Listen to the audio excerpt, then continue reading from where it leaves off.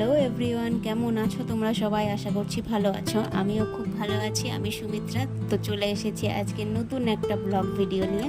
আর আজকে হচ্ছে সোমবার। তো আমি হচ্ছে শিবের উপোস করেছি। আর এখানে তো তোমরা দেখতেই পাচ্ছ যে একটা মালা বানাচ্ছি। তো এটা হচ্ছে বেলপাতার মালা, তোমরা দেখে নিশ্চয়ই বুঝতে পারছো। তো যাই হোক, এই বেলপাতার মালাটা আমি হচ্ছে আজকে ভোলে বাবার গলায় পরাবো। আর আমি এটা অনেক দিন আগেই বলেছিলাম যে একটা মালা বানিয়ে পরাবো। তো মালাটা হচ্ছে 108টা বেলপাতা দিয়ে আমি মালা বানাবো। তো আজকেই সেটা বানালাম। আর এখানে এসেছি মন্দিরে।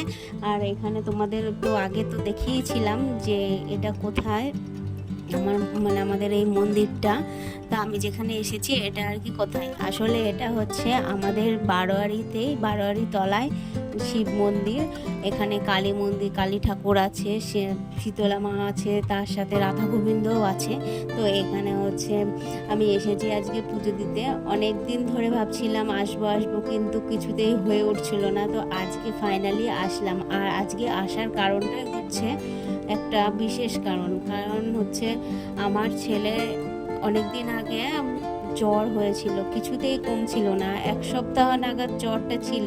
তো আমি ভাবলাম তারপরে ভোলে বাবার কাছে যাই, যদি জ্বরটা কমে যায়। আমি এক সোমবার করে ওকে এখানে নিয়ে এসেছিলাম। তো এখানে আসার পরে পুজো দেওয়ার পরে ওর জ্বরটা কমে গেছিলো। তো আমি ভোলে বাবার কাছে এটাই বলেছিলাম, যদি ওর জ্বরটা কমে যায় আমি তোমাকে একটা বেলপাতা দেবো।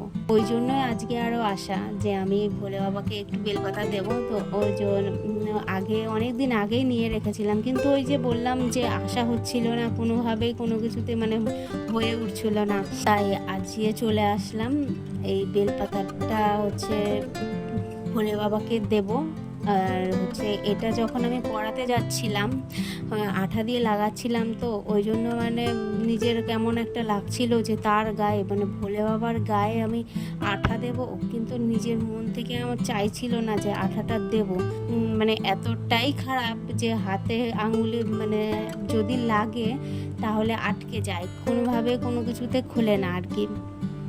তো এতটা খারাপ আঠা আমি তার গায়ে দেব, সেটা আমার খুব খারাপ লাগছিল, কিন্তু কিছু করার নেই। ওটাকে বেলপাতাটা আটকাতে গেলে আঠাটা দিতেই হবে। ওই জন্য তবুও নিজের আপত্তি থাকা সত্ত্বেও দিতে হলো। আর তোমাদের দাদা ভাই এখানে এসেছে। তো ও বলছিল যে দাও দাও, না হলে আটকাবে না, পড়ে যাবে, তাহলে পড়ে গেলে ওটা দেওয়ার কি মানে। তো ওই জন্য আমি অনেক কি বলবো, নিজের ইচ্ছে থাকা না সত্ত্বেও আর কি দিতে হলো। তো ফাইনালি ওটা লাগিয়ে দিলাম। আর এখানে আমি পুজো দিচ্ছিলাম। আর এখন হচ্ছে গুড্ডু, ও তো সকাল থেকেই বলছিল আমি কখন পুজো দিতে যাব।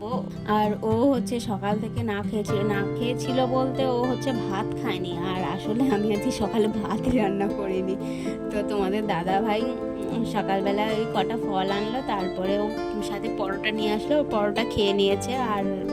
আর কিছু খেলো না। তারপরে তো আর ও আমার সাথে মন্দিরে আসলে তো ও তো পুজো দেবে। আর ভোলে বাবার মাথায় তো জল ঢালবেই, না ঢালতে দিলে তো একদমই ওকে আর কি রাখা যাবে না।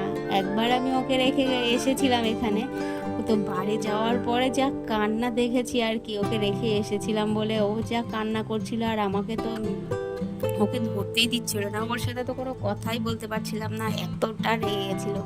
তো ওই জন্য ভেবেছি যে ও যখনই আসবো ওকে নিয়ে আসবো। আর ওর জন্য মানত করেছিলাম, আর ওকে নিয়ে আসবো না সেটা তো কখনো হয় না। ওই জন্য ওকেও নিয়ে চলে এসেছি এখানে। আর আমি আজকে সকালবেলা থেকে এতটাই ব্যস্ত ছিলাম, ঠিকই, কিন্তু পরে আর কোনো কাজ ছিল না। সকালবেলায় সকালে তো কাজকর্মগুলো সারতে তো হয়ই, রোজকার যে কাজগুলো সেগুলো সারতে হয়। তো ওইগুলো সারতে যে অতটা বেলা হয়ে গেছিলো। আর তারপরে তাড়াতাড়ি করে সকালবেলা বেলপাতাগুলো তুলে এনে বেলপাতার মালাটা বানিয়ে নিয়ে তারপরে রেডি হয়ে তাড়াতাড়ি করে এখানে চলে এসেছে। আর এখানে এসে দেখি ঠাকুরমশাই এসে বসে আছে, আর একজন এসেছে। তো আজকে খুব ভালো হয়েছে, ফাঁকা ছিল। আর ওই জন্য আমি বেলপাতাটা ধীরে সুস্থে দিতে পেরেছি। আর মালাটাও আমি এখন পরিয়ে দিচ্ছি। আর মালাটা যে পরাছিলাম আমার খুব ভালো লাগছিল, যে আজকে অনেক দিন আগে আমি বলেছিলাম যে একটা মালা বানিয়ে দেবো, তাও আবার 108টা বেলপাতা দিয়ে মালা বানিয়ে দিব। তো অনেকটা খুশি হয়েছে ঠাকুরমশাই দেখে যে না আমি একটা বেলপাতার মালা বানিয়ে নিয়ে গেছি।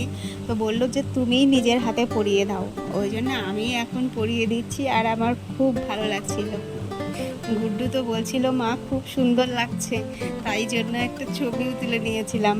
তো তারপর এখন বাড়িতে চলে এসেছি। প্রচণ্ড গরম, মানে রাস্তা দিয়ে আস্তে আস্তে এতটা গরম যে পা মনে হয় ওপর দিকে উঠে যায়। আমি খালি পায়ে গেছিলাম, তো এসে নিয়ে পা আমি আর রাখতেই পারছিলাম না। তারপরে এখন হচ্ছে তোমাদের দাদা পনির এনে রেখেছিল, আর এই পনির ঘন্ট করছি, আর একটুখানি শাক ভাজলাম, আর একটুখানি উচ্ছে দিয়ে বেগুন দিয়ে ভেজে নিলাম।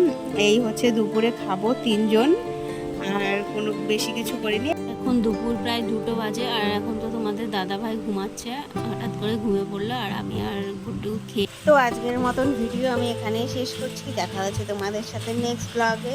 আর আমার ভিডিওটা যদি তোমাদের ভালো লেগে থাকে তো লাইক কমেন্ট শেয়ার করো, আর সাথে আমার চ্যানেলটাকে সাবস্ক্রাইব করে দিও।